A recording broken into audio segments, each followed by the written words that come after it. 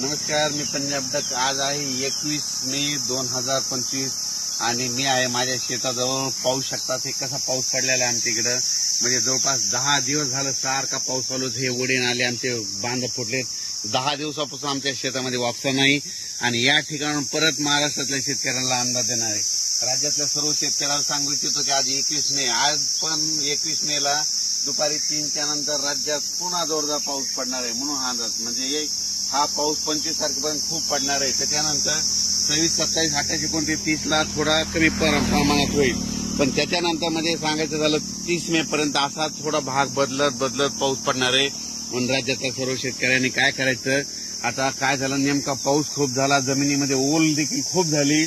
पण काय झालं, शेतकऱ्यांचं शेतच दुरुस्त नसल्यामुळं अडचणी येत आहेत. म्हणून राज्यातल्या सर्व शेतकऱ्यांना सांगू इच्छितो की तुम्ही काय करा, जशी वेळ भेटेल तसं काय करा, तुम्ही तुमचे शेत दुरुस्त करा.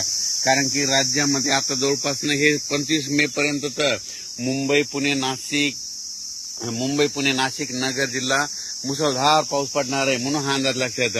आज देखील मुंबईला मुसळधार पाऊस असणार आहे. मुंबईकरांनी सतर्क राहण्याची गरज आहे. म्हणून हा अंदाज लक्षात येतो. आणि राज्यात मात्र दररोज 2-2 दिवस प्रत्येक ठिकाणी मुक्काम करत हा पाऊस संपूर्ण राज्यावर पडणार आहे. विदर्भात पडणार आहे, पूर्व विदर्भात पडणार आहे, मराठवाड्यात पडणार आहे, पश्चिम महाराष्ट्र, उत्तर महाराष्ट्र, दक्षिण महाराष्ट्र, कोल्हापूर इकडे सगळीकडेच पडणार आहे. म्हणून हा अंदाज लक्षात येतात. म्हणजे सांगायचं झालं तर 25 मे पर्यंत खूप जोराचा पाऊस असणार आहे. ओढे नाले वाहणारा पाऊस असणार आहे. त्याच्यामध्ये वाऱ्याचं प्रमाण जास्त असणार आहे. म्हणून आणखीन एक खास करून, कारण की या पावसामध्ये सर्व माझ्या शेतकऱ्याला एक विनंती आहे की तुम्ही काय करा, तुमची ह्या 25 मे पर्यंत तुमची जनावरे असे झाडाखाली बांधू नका. कारण की काय झालं, आज आमच्या तालुक्यात देखील खूप ठिकाणी विजा पडल्याने जनावरे खाली असल्यामुळं त्या जनावरे दगावली आणि विजा पडत असताना, कडकडत असताना झाडाखाली तुम्ही देखील थांबू नका. आपले पाळीव प्राणी देखील बांधू नका. माझी सगळ्याला विनंती आहे.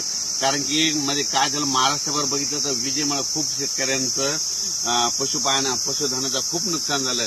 माझी परत विनंती की विजा कडकडत असताना झाडाखाली थांबू नका. डायरेक्ट घर जवळ करा, पण कुठं म्हणजे झाडाखाली निवारा घेऊ नका, ही माझी विनंती आहे.